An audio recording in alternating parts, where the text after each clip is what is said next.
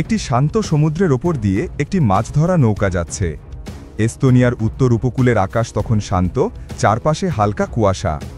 স্থানীয় সময় সকাল ৯টার দিকে এস্তোনিয়ার রাডার কন্ট্রোল রুমে হঠাৎ সাইরেন বেজে ওঠে।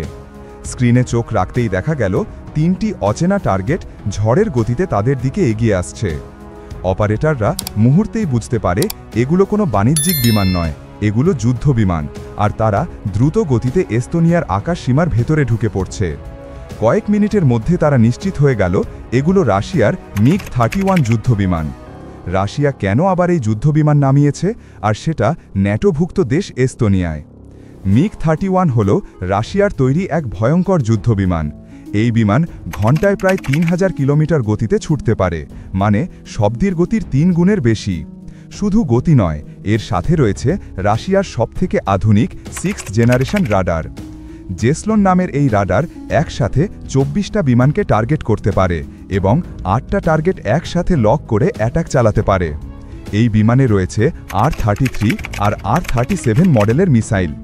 এর মধ্যে R-37 মিসাইলের কথা শুনলেই ভয় পাওয়ার মতো। এই মিসাইল প্রায় ৩০০ থেকে ৪০০ কিলোমিটার দূরে থাকা বিমানকেও হিট করতে পারে। এত দূরের টার্গেট ধ্বংস করার ক্ষমতা আজও খুব কম যুদ্ধ বিমানের হাতে আছে। এ কারণেই MiG-31কে আকাশের শিকারী বলা হয়।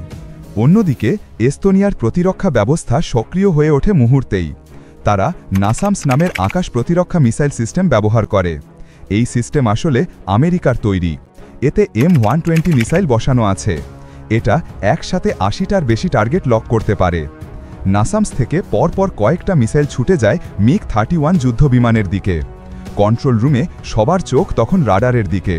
কিছু একটা হতে যাচ্ছে, কিন্তু না, ঠিক তখনই দেখা গেল MiG-31 বিমানগুলো অবিশ্বাস্য এক চাল চালল। তারা সুপারসনিক গতিতে একবার ওপরে উঠছে, আবার হঠাৎ নিচে নামছে। কখনো রাডারের সিগন্যাল থেকে হঠাৎ অদৃশ্য হয়ে যাচ্ছে, আবার কখনো ইলেকট্রনিক সিগন্যাল দিয়ে মিসাইলগুলোকে ভুল লোকেশন দিয়ে বিভ্রান্ত করছে। এদিক এস্তোনিয়ার প্রধান এয়ারফোর্স থেকে কয়েকটা যুদ্ধ বিমান আকাশে ছুটে গিয়েছে।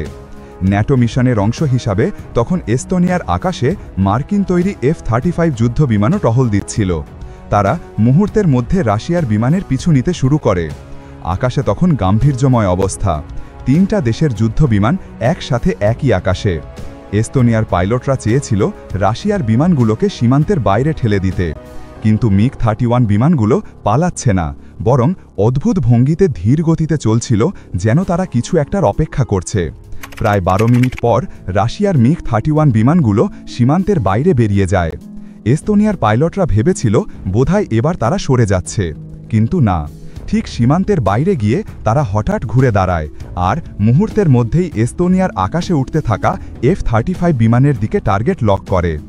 এখন পরিস্থিতি সম্পূর্ণ ঘোলাটে। কয়েক সেকেন্ডের জন্য পুরো আকাশ থমকে গেছে।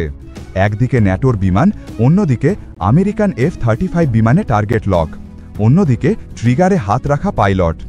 যদিও এই সময় এস্তোনিয়ার পাইলটরাও মিসাইল ছুটতে রেডি হচ্ছিল, কিন্তু শেষ পর্যন্ত এস্তোনিয়ার পাইলটরা পিছু হাঁটে।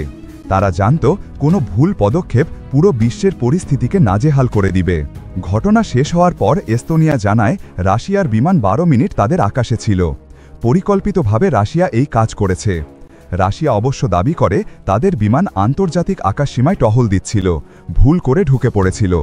কিন্তু সামরিক বিশেষজ্ঞরা বলছেন MiG-31 যেভাবে এস্তোনিয়ার মিসাইল এড়িয়ে গেছে, যেভাবে তারা ইচ্ছে করে F-35কে টার্গেট করেছে, এটা নিছক ভুল হওয়ার সম্ভব নয়। এটা আসলে পাওয়ার শো, মানে শক্তি প্রদর্শন। কিন্তু কাটায় কাটায় ১২ মিনিট কেন থাকবে? ন্যাটো এবং আমেরিকার প্রতিক্রিয়া ছিল খুবই কঠোর। তারা জানায় এমন আচরণ দ্বিতীয়বার গ্রহণযোগ্য হবে না। বাল্টিক অঞ্চলে টহল আরও বাড়ানো হবে। ন্যাটোর সব সদস্যকে সতর্ক থাকতে বলা হয়েছে। আর মার্কিন প্রতিরক্ষা দপ্তর সরাসরি সতর্ক করে দিয়েছে, রাশিয়া যদি এ ধরনের কাজ চালিয়ে যায় তাহলে তারা এর পরিণতির জন্য নিজেরাই দায়ী থাকবে। এ ঘটনা সারা বিশ্বের নিউজ মিডিয়াতে ছড়িয়ে পড়েছে। কেউ জানে না রাশিয়া এমনটা কেন করেছে। অনেকের ধারণা রাশিয়ান বিমানগুলো প্রচুর তথ্য সংগ্রহ করেছে, কিন্তু এ ব্যাপারে রাশিয়া এখনও মুখ খোলেনি।